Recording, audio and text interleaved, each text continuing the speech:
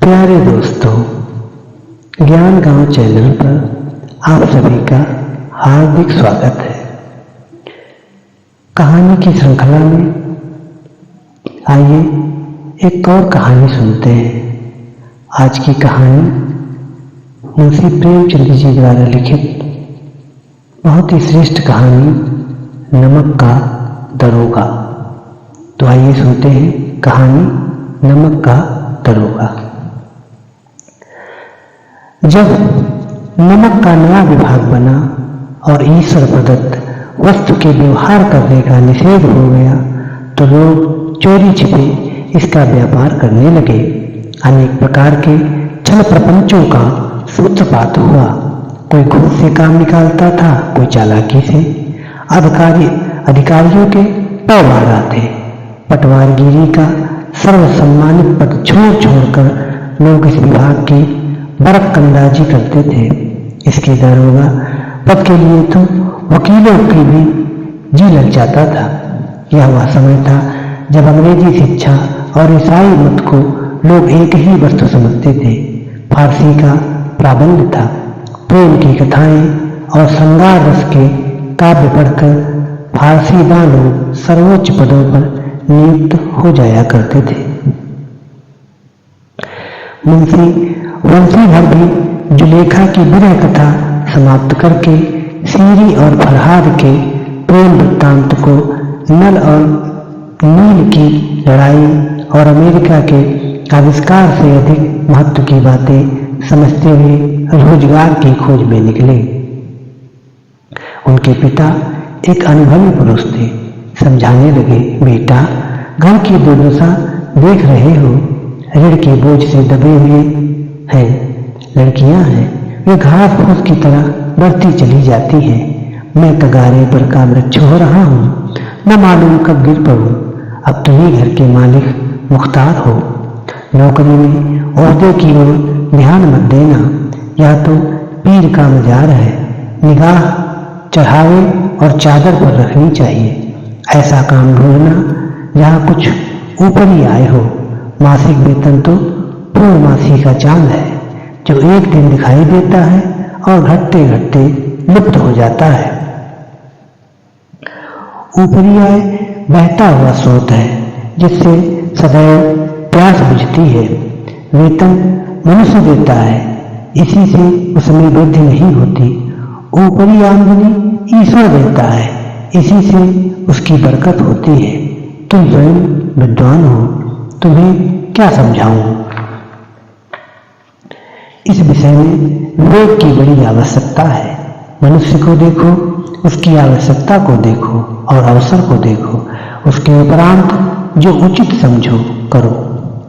गरज वाले आदमी के साथ कठोरता करने में लाभ ही लाभ है, लेकिन बेगरज को दांव पर पाना जरा कठिन है।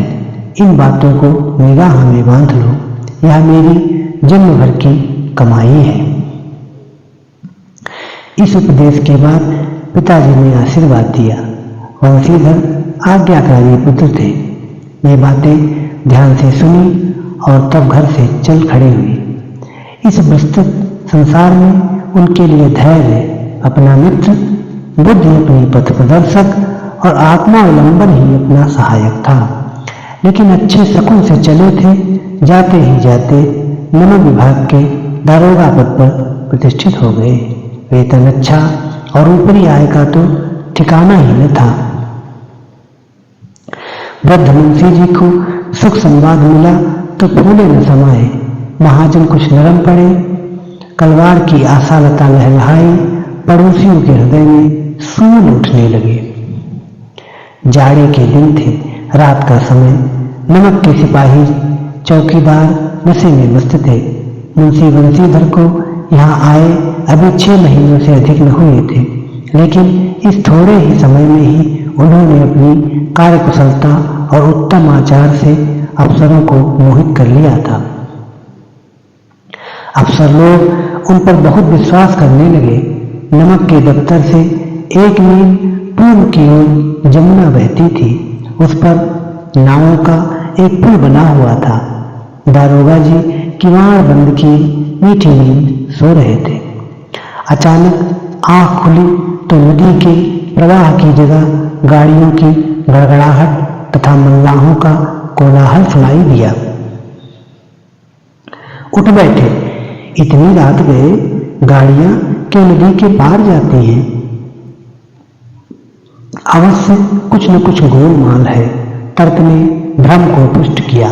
वर्दी पहनी, तमंचा जेब में रखा और बात की बात में घोड़ा बढ़ाए हुए पुल पर आ पहुंचे। गाड़ियों की एक लंबी कतार पुल के पार जाती देखी। डांट कर पूछा, किसकी गाड़ियां हैं? थोड़ी देर तक सन्नाटा रहा। आदमियों में कुछ कानाफूसी हुई। तब आगे वाले ने कहा, पंडित अलोपी दीन की। कौन पंडित अलोपी दीन? दातागंज के मुंशी वंशीधर चौके। पंडित अलोपी दीन इस इलाके के सबसे प्रतिष्ठित जमींदार थे। लाखों रुपए का लेन देन करते थे। इधर छोटे से बड़े कौन ऐसे थे जो उनके ऋणी न हो। व्यापार भी बड़ा लंबा चौड़ा था। बड़े चलते पुर्जे के आदमी थे। अंग्रेज अफसर उनके इलाके में शिकार खेलने आते और उनके मेहमान होते। 12 मास सदा चलता था। मुंशी ने पूछा, गाड़ियां कहाँ जाएंगी? उत्तर मिला, कानपुर। लेकिन इस प्रश्न पर कि इनमें क्या है, सन्नाटा छा गया। दारोगा साहब का संदेह और भी बढ़ा। कुछ देर तक उत्तर की बात देखकर वह जोर से बोले, क्या तुम सब गूंगे हो गए हो? हम पूछते हैं इनमें क्या लगा है? जब इस बार भी कोई उत्तर न मिला तो उन्होंने घोड़े को एक गाड़ी से मिलाकर बोरे को टटोला। भ्रम दूर हो गया। यह नमक के डेले थे। पंडित अलोपी दीन अपने सजीले रथ पर सवार कुछ सोते कुछ जागते चले आते थे। अचानक कई गाड़ी वालों ने घबराए हुए आकर जगाया और बोले, महाराज, दारोगा ने गाड़ियां रोक दी हैं और घाट पर खड़े आपको बुलाते हैं। पंडित अलोपी दीन का लक्ष्मी जी पर अखंड विश्वास था। वह कहा करते थे, संसार का तो कहना ही क्या, स्वर्ग में भी लक्ष्मी का ही राज्य है। उनका यह कहना यथार्थ ही था। न्याय और नीति सब लक्ष्मी के ही खिलौने हैं। उन्हें वह जैसे चाहती हैं नचाती हैं। लेटे ही लेटे गर्व से बोले, चलो हम आते हैं। यह कहकर पंडित जी ने बड़ी निश्चिंतता से पान के बीड़े लगाकर खाए। फिर लिहाफ ओढ़े हुए दारोगा के पास आकर बोले, बाबूजी आशीर्वाद। कहिए, हमसे ऐसा कौन सा अपराध हुआ कि गाड़ियां रोक दी गई? हम ब्राह्मणों पर तो आपकी कृपा दृष्टि रहनी चाहिए। वंशीधर रुखाई से बोले, सरकारी हुक्म। पंडित अलोपी दीन ने हंसकर कहा, हम सरकारी हुक्म को नहीं जानते और न सरकार को। हमारी सरकार तो आप ही हैं। हमारा और आपका तो घर का मामला है। हम कभी आपसे बाहर हो सकते हैं? आपने व्यर्थ का कष्ट उठाया। यह हो ही नहीं सकता कि इधर से जाएं और इस घाट के देवता को भेंट में चढ़ाएं। मैं तो आपकी सेवा में स्वयं ही आ रहा था। वंशीधर पर ऐश्वर्य की मोहिनी वंशी का कुछ प्रभाव न पड़ा। ईमानदारी की नई उमंग थी। कड़क कर बोले, हम उन नमक हरामों में नहीं हैं जो कौड़ियों पर अपना ईमान बेचते फिरते हैं। आप इस समय हिरासत में हैं। आपको कायदे के अनुसार चालान होगा। बस मुझे अधिक बातों की फुर्सत नहीं है। बदलो सिंह, तुम इन्हें हिरासत में ले लो। मैं हुक्म देता हूँ। पंडित अलोपी दीन स्तंभित हो गए। गाड़ी वालों में हलचल मच गई। पंडित जी के जीवन में कदाचित यह पहला ही अवसर था कि पंडित जी को ऐसी कठोर बातें सुननी पड़ी। बदलू सिंह आगे बढ़ा, किंतु रोब के मारे यह साहस न हुआ कि उनका हाथ पकड़ सके। पंडित जी ने धर्म को धन का ऐसा निरादर करके कभी नहीं देखा था। विचार किया कि यह अभी उदंड लड़का है, माया मोह के जाल में अभी नहीं पड़ा, अल्हड़ है, झिझकता है। बहुत दीन भाव से बोले, बाबू साहब ऐसा न कीजिए, हम मिट जाएंगे, इज्जत धूल में मिल जाएगी। हमारा अपमान करने से आपके हाथ क्या आएगा? हम किसी तरह आपसे बाहर थोड़े ही हैं। वंशीधर ने कठोर स्वर में कहा, हम ऐसी बातें नहीं सुनना चाहते। आलोपी दीन ने जिस सहारे को चट्टान समझ रखा था वह पैरों के नीचे खिसकता हुआ मालूम हुआ। स्वाभिमान और धन ऐश्वर्य की कड़ी चोट लगी, किंतु अभी तक धन की सांख्यिक शक्ति का पूरा भरोसा था। अपने मुख्तार से बोले, लाला जी 1000 के नोट बाबू साहब को भेंट करो, आप इस समय भूखे हैं। वंशीधर ने गर्म होकर कहा, 1000 नहीं, 1,00,000 भी मुझे सच्चे मार्ग से नहीं हटा सकते। धर्म की इस बुद्धिहीन दृढ़ता और दुर्लभ त्याग पर मन बहुत झुंझलाया। अब दोनों शक्तियों में संग्राम होने लगा। धन ने उछल उछल कर आक्रमण करने शुरू किए। 1 से 5, 5 से 10, 10 से 15 और 15 से 20,000 तक नौबत पहुंची, किंतु धर्म अलौकिक वीरता के साथ बहुसंख्यक सेना के सम्मुख अकेला पर्वत की भांति अटल अविचलित खड़ा था। आलोपी दीन निराश होकर बोले, अब इससे अधिक मेरा साहस नहीं, आगे आपको अधिकार है। वंशीधर ने अपने बदलू सिंह को ललकारा। बदलू सिंह मन में दारोगा जी को गालियां देता हुआ पंडित आलोपी दीन की ओर बढ़ा। पंडित जी घबराकर 2-3 कदम पीछे हट गए। अत्यंत दीनता से बोले, बाबू साहब ईश्वर के लिए मुझ पर दया कीजिए, मैं 25,000 पर निपटारा करने को तैयार हूं।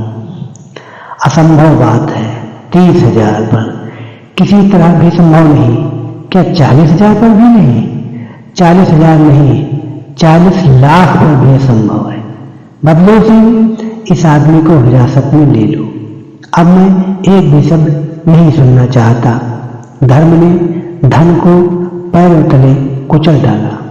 आलोपी दीन ने एक हष्ट-पुष्ट मनुष्य को हथकड़ियां लिए हुए अपनी तरफ आते देखा। चारों ओर निराश और कातर दृष्टि से देखने लगे। इसके बाद मूर्छित होकर गिर पड़े। दुनिया सोती थी पर दुनिया की जीभ जागती थी। सवेरे देखिए तो बालक वृद्ध सबके मुंह से यही बात सुनाई देती थी। जिसे देखिए वही पंडित जी के इस व्यवहार पर टीका टिप्पणी कर रहा था।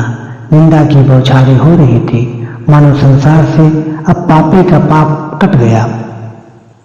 पानी को दूध के नाम से बेचने वाला ग्वाला, कल्पित रोजनामचे भरने वाले अधिकारी वर्ग, रेल में बिना टिकट सफर करने वाले बाबू लोग, जाली दस्तावेज बनाने वाले सेठ और साहूकार, यह सब के सब देवताओं की भांति गर्दनें चला रहे थे। जब दूसरे दिन पंडित आलोपी दीन अभियुक्त होकर कांस्टेबलों के साथ हाथों में हथकड़ियां, हृदय में ग्लान और क्षोभ भरे लज्जा से गर्दन झुकाए अदालत की तरफ चले तो सारे शहर में हलचल मच गई। मेलों में कदाचित आंखें इतनी व्यग्र न होती होंगी। भीड़ के मारे छत और दीवार में कोई भेद न रहा, किंतु अदालत में पहुंचने की देर थी। पंडित आलोपी दीन इस अगाध वन के सिंह थे। अधिकारी वर्ग उनके भक्त, अमले उनके सेवक, वकील मुख्तार उनके आज्ञापालक और अर्दली चपरासी तथा चौकीदार तो उनके बिना मोल के गुलाम थे। उन्हें देखते ही लोग चारों तरफ से दौड़े। सभी लोग विस्मित हो रहे थे, इसलिए नहीं कि आलोपी दीन ने यह कर्म किया, बल्कि इसलिए कि वह कानून के पंजे में कैसे आए। ऐसा मनुष्य जिसके पास असाध्य साधन करने वाला धन और अनन्य वाचालता हो, वह क्यों कानून के पंजे में आए। प्रत्येक मनुष्य उनसे सहानुभूति प्रकट करता था। बड़ी तत्परता से इस आक्रमण को रोकने के निमित्त वकीलों की एक सेना तैयार हो गई। न्याय के मैदान में धर्म और धन में युद्ध ठन गया। वंशीधर चुपचाप खड़े थे। उनके पास सत्य के सिवा न कोई बल था, न स्पष्ट भाषण के अतिरिक्त कोई शस्त्र। गवाह थे किंतु लोभ से डामाडोल। यहाँ तक कि मुंशी जी को न्याय भी अपनी ओर से कुछ खिंचा हुआ दिख पड़ता था। वह न्याय का दरबार था, परंतु उसके कर्मचारियों पर पक्षपात का नशा छाया हुआ था। किंतु पक्षपात और न्याय का क्या मोल? जहाँ पक्षपात हो वहाँ न्याय की कल्पना नहीं की जा सकती। मुकदमा शीघ्र ही समाप्त हो गया। डिप्टी मजिस्ट्रेट ने अपनी तजवीज में लिखा, पंडित आलोपीदीन के विरुद्ध दिए गए प्रमाण निर्मूल और भ्रमात्मक है। वह एक बड़े भारी आदमी है। यह बात कल्पना के बाहर है कि उन्होंने थोड़े लाभ के लिए ऐसा दुस्साहस किया हो। यद्यपि नमक के दरोगा मुंशी वंशीधर का अधिक दोष नहीं है, लेकिन यह बड़े खेद की बात है कि उसकी उदंडता और विचारहीनता के कारण एक भले मानुष को कष्ट झेलना पड़ा। हम प्रसन्न हैं कि वह अपने काम में सजग और सचेत रहता है, किंतु नमक के मुकदमे की बढ़ी हुई नमक से हलाली ने उसके विवेक और बुद्धि को भ्रष्ट कर दिया। भविष्य में उसे होशियार रहना चाहिए। वकीलों ने यह नमक का दारोगा सुना और उछल पड़े। पंडित आलोपीदीन मुस्कुराते हुए बाहर निकले। सुजन बांधवों ने रुपए की लूट की। उदारता का सागर उमड़ पड़ा। उसकी लहरों ने अदालत की नींव तक हिला दी। जब वंशीधर बाहर निकले तो चारों ओर उनके ऊपर रंगबाणों की वर्षा होने लगी। चपरासियों ने झुक झुक कर सलाम किए, किंतु इस समय एक कट वाक्य, एक एक संकेत उनकी गर्वाग्नि को प्रज्वलित कर रहा था। कदाचित इस मुकदमे में सफल होकर वह इस तरह अकड़ते हुए न चलते। आज उन्हें संसार का एक खेदजनक विचित्र अनुभव हुआ। न्याय और विद्वता, लंबी चौड़ी उपाधियां, बड़ी बड़ी दाढ़ियां, ढीले चोंगे एक भी सच्चे आदर का पात्र नहीं है। वंशीधर ने धन से बैर मोल लिया था। उसका मूल्य चुकाना अनिवार्य था। कठिनता से एक सप्ताह बीता होगा कि मुअत्तली का परवाना आ पहुंचा। कार्यपरायणता का दंड मिला। बेचारे भग्न हृदय शोक और खेद से व्यथित घर को चले। बूढ़े मुंशी जी तो पहले ही से कुड़बुड़ा रहे थे कि चलते चलते इस लड़के को समझाया था, लेकिन इसने एक न सुनी। सब मनमानी करता है। हम तो कलवार और कसाई के तगादे से हैं। बुढ़ापे में भगत बनकर बैठे और वहां बस वही सूखी तनख्वाह। हमने भी तो नौकरी की है और कोई ओहदेदार नहीं थे, लेकिन काम किया, दिल खोल कर किया और आप ईमानदार बनने चले हैं।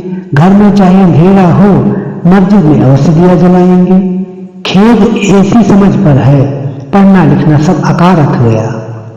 इसके थोड़े ही दिनों बाद जब मुंशी वंशीधर इस दुरावस्था में घर पहुंचे और बूढ़े पिताजी ने समाचार सुना तो सिर पीट लिया।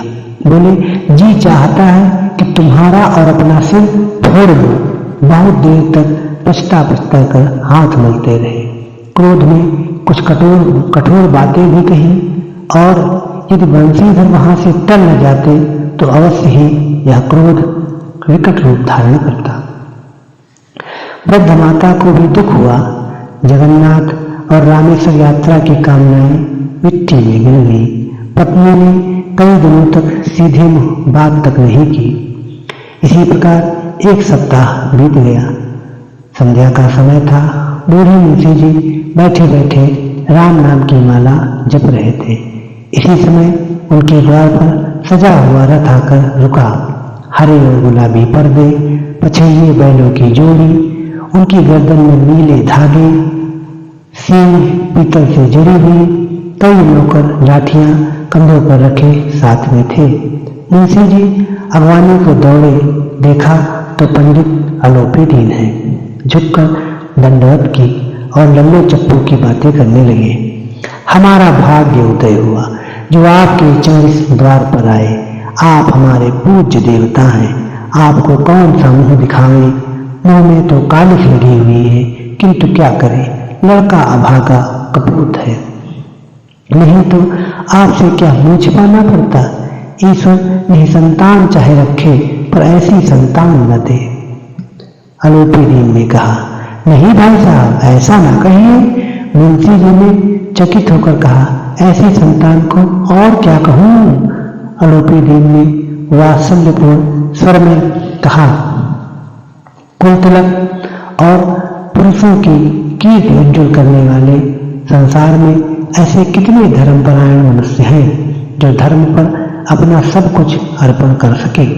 पंडित आलोपी दीन ने वंशीधर से कहा, दरोगा जी, इसे खुशामद न समझिए। खुशामद करने के लिए मुझे इतना कष्ट उठाने की जरूरत न थी। उस रात को आपने अपने अधिकार बल से अपनी हिरासत में ले लिया था, किंतु आज मैं स्वेच्छा से आपकी हिरासत में आया हूँ। मैंने हजारों रईस और अमीर देखे, हजारों उच्च पदाधिकारियों से काम पड़ा, किंतु परास्त किया तो आपने। मैंने सबको अपना और अपने धन का गुलाम बनाकर छोड़ दिया। मुझे आज्ञा दीजिए कि आपसे कुछ विनय करूं। वंशीधर ने आलोपी दीन को आते देखा तो उठकर सत्कार किया, किंतु स्वाभिमान सहित। समझ गए कि यह महाशय मुझे लज्जित करने और जलाने आए हैं। क्षमा प्रार्थना की चेष्टा नहीं की, वरन उन्हें अपने पिता की यह ठकुर सुहाती की बात असह्य सी प्रतीत हुई, पर पंडित जी की बातें सुनी तो मन की मैल मिट गई। पंडित जी की ओर से उड़ती हुई दृष्टि से देखा, सद्भाव झलक रहा था। गर्व ने अब लज्जा के सामने सिर झुका दिया। शर्माते हुए बोले, यह आपकी उदारता है जो ऐसा कहते हैं। मुझसे जो कुछ अभिनय हुई है उसे क्षमा कीजिए। मैं धर्म की बेड़ी में जकड़ा हुआ था, नहीं तो वैसे मैं आपका दास हूँ। जो आज्ञा होगी वह मेरे सिर माथे पर। आलोपी दीन ने विनीत भाव से कहा, नदी तट पर आपने मेरी प्रार्थना नहीं स्वीकार की थी, किंतु आज स्वीकार करनी पड़ेगी। वंशीधर बोले, मैं किस योग्य हूँ, किंतु जो कुछ सेवा मुझसे हो सकती है उसमें त्रुटि न होगी। आलोपी दीन ने एक स्टाम्प लगा हुआ पत्र निकाला और उसे वंशीधर के सामने रखकर बोले, इस पद को स्वीकार कीजिए और अपने हस्ताक्षर कर दीजिए। मैं ब्राह्मण हूँ। जब तक यह सवाल पूरा न कीजिएगा द्वार से न हटूंगा। वंशीधर ने उस कागज को पढ़ा तो कृतज्ञता से आंखों में आंसू भर आए। पंडित आलोपी दीन ने उनको अपनी सारी जायदाद का स्थायी मैनेजर नियुक्त किया था। 6000 वार्षिक वेतन के अतिरिक्त रोजाना खर्चे अलग, सवारी के लिए घोड़ा, रहने को बंगला, नौकर चाकर मुफ्त। कंपित स्वर में बोले, पंडित जी, मुझ में इतनी सामर्थ्य नहीं है कि आपकी उदारता की प्रशंसा कर सकूं, किंतु ऐसे उच्च पद के योग्य नहीं हूं। आलोपी दीन हंसकर बोले, मुझे इस समय एक अयोग्य मनुष्य की ही जरूरत है। वंशीधर ने गंभीर भाव से कहा, यो मैं आपका दास हूँ। आप जैसे कीर्तिवान सज्जन पुरुष की सेवा करना मेरे लिए सौभाग्य की बात है, किंतु मुझ में न विद्या है, न बुद्धि, न वह स्वभाव जो इन त्रुटियों की पूर्ति कर देता। ऐसे महान कार्य के लिए एक बड़े मर्मज्ञ अनुभवी मनुष्य की जरूरत है। आलोपी दीन ने कलमदान से कलम निकाली और उसे वंशीधर के हाथ में देकर बोले, न मुझे विद्वता की चाह है, न अनुभव की, न मर्मज्ञता की, न कार्यकुशलता की। इन गुणों के महत्व को खूब पा चुका हूँ। अब सौभाग्य और सुअवसर ने मुझे वह मूर्ति दे दिया जिसके सामने योग्यता और विद्वता की चमक फीकी पड़ जाती है। यह कलम लीजिए, अधिक सोच विचार न कीजिए, दस्तखत कर दीजिए। परमात्मा से यही प्रार्थना है कि वह आपको सदैव वही नदी के किनारे वाला बेमुरव्वत उदंड कठोर परंतु धर्मनिष्ठ दारोगा बनाए रखे। बंसीधर की आंखें डबडबा आई। हृदय के संकुचित पात्र में इतना एहसान न समा सका। एक बार फिर पंडित जी की ओर भक्ति और श्रद्धा की दृष्टि से देखा और कांपते हुए हाथों से मैनेजरी के कागज पर हस्ताक्षर कर दिए। अलोपीदीन ने प्रफुल्लित होकर उन्हें गले से लगा लिया। तो ये थी कहानी नमक का दरोगा। आपको ये कहानी कैसी लगी हमें अवश्य बताइए। मिलते हैं एक नई कहानी के साथ अगले वीडियो में। तब तक के लिए बहुत बहुत धन्यवाद।